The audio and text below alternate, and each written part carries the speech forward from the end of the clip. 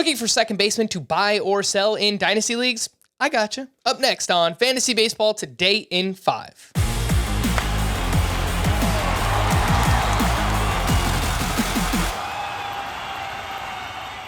Welcome into FBT in 5. Today is Thursday, November 3rd. I am Frank Stamfel, and I'm all alone as Scott White is enjoying a well-deserved vacation.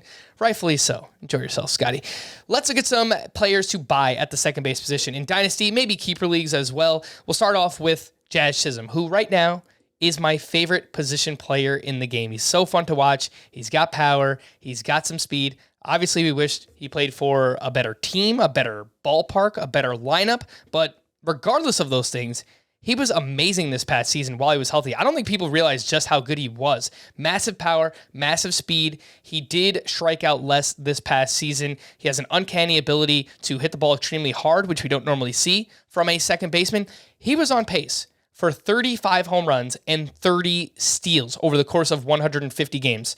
The injuries are a real concern, but if this guy can ever stay healthy for a full season, Adalberto Mondesi, then I do think we could see an absolutely massive season from Jazz Chisholm. So if anyone in your league is worried about the injuries he suffered the first couple of years of his career, I would be looking to buy on Jazz Chisholm in those formats. Jonathan India, another similar situation. He doesn't have nearly as much upside as somebody like Jazz Chisholm does, but also dealt with injuries a lot this past season. I don't know that he was ever fully healthy. He was dealing with a hamstring for most of the year, which he basically just kept re-injuring. But we know when he's going right, he can be a really productive player for fantasy. We saw that in 2021 when he won the Rookie of the Year award with the Cincinnati Reds. Doesn't hit the ball all that hard, but he does have good plate discipline. He walks a lot, makes a good amount of contact, and he hits the ball in the air and he pulls it. That's something that you want to see out of someone who typically doesn't hit the ball all that hard. Is when you do hit it, you pull it, you put it in the air, and that's how you can maximize your swing hitting for power, specifically in Great American Ballpark, which, let's face it, it's one of the 2-3 best hitters ballparks in all of baseball right now. So Jonathan India, another one. If anyone's worried about the injuries, I'd be looking to buy in Dynasty and Keeper Leagues.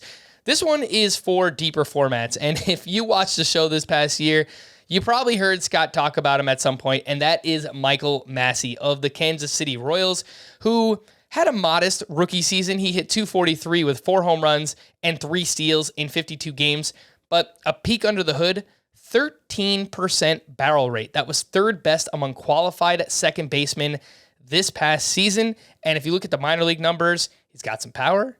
He's got some speed. He's got a little bit of a hit tool as well. Wish, like Jazz Chisholm, that Michael Massey played in a better ballpark, which would be conducive to offense. But the truth of the matter is that the Royals have an up-and-coming team. They have great hitters around him. They have Vinny Pasquantino. They have Bobby Witt Jr. If Adalberto Mondesi can ever find a way to stay on the field, they've got some sneaky good players. So Michael Massey, just another name to buy there, more so for deeper formats.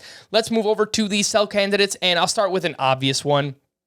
And you have to get a lot in return because I don't think that this player is done by any means, but he is getting up there in age.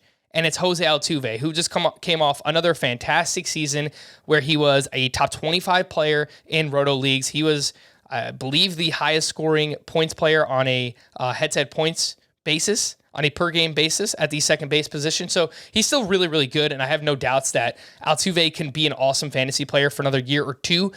But we're getting closer to that age, 33, 34 years old. So if you want to maximize your return before he starts to show signs of maybe taking a little bit of a step back, I would look to do that now with Jose Altuve, especially your team that's not really competing and you're looking to rebuild and maybe recoup as many prospects as you can and pieces for the future.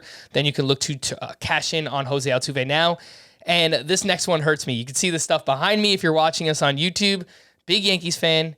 Gleber Torres. I think he's a very clear sell right now. He's had a career that's been very up and down. The peaks were awesome when he first came up. The valleys, the lows, they were very low during a shortened season, dealt with some COVID stuff going on. He bounced back this year. He hit .257, 24 home runs, 10 steals. He was the 77th overall player in Roto, but I just don't know that we can trust him to keep this up year over year. Again, there's been a lack of consistency there, and there's a chance that the Yankees trade him. I've already seen some whispers of trade rumors, and his name was thrown out there around the trade deadline. Apparently, the Marlins were interested in Gleber Torres in a deal involving Pablo Lopez.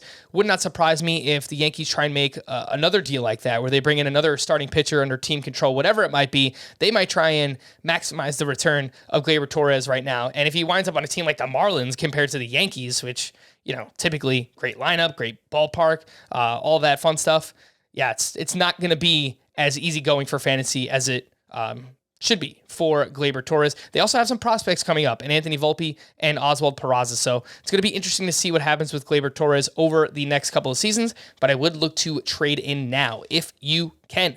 For more extensive fantasy baseball coverage, listen to the Fantasy Baseball Today podcast on Spotify, Apple Podcasts, Stitcher, your smart speakers, or anywhere else podcasts are found. And thanks for listening to Fantasy Baseball Today in 5. We'll be back again on Saturday morning.